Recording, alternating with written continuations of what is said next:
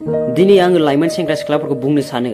दिनै लाइमोन सेंग्रा सिख्लाफ्रा जेब्लाबो गिर्जायाव फैयो नाथाय गिर्जा सिङावनो मेसेज खालामो गावनि बयफ्रेन्ड एबा गार्लफ्रेन्डजों नाथाय बिसिनि ध्याना बहा इसोरनि फारसे ध्यान होनो ना बयफ्रेन्ड एबा गार्लफ्रेन्डनि फारसे ध्यान होनो दिनै नों जेब्लाबो गिर्जायाव फैनो हागौ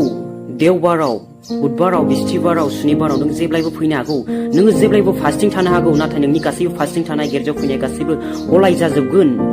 नोङो गावखौनो गुबुननि सिङाव जोबोद गियानि बायदि दिन्थियो नोङो गुबुनखौ बुजायो दिनै WhatsApp फेसबुकफ्राव स्टेटास होनबायो इसोरनि बोसोनखौ नाथाय नोङो गावनि फारसे नायदोंना नों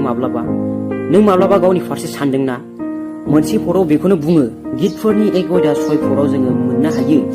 मानोना फोरबोआ धोरोमियाफोरखौ दैदेनगोन आरो बासाइगोन नाथाय लांसुनियाफोरनि लामाया गेtegwn बे फराव बेखौनो बुङो बेनिखायनो जोङो दिन्थिफ्लाग्रा जायालाबानो जों जेब्लाबो नंगौ लामाजों आवगायनो फै बयबो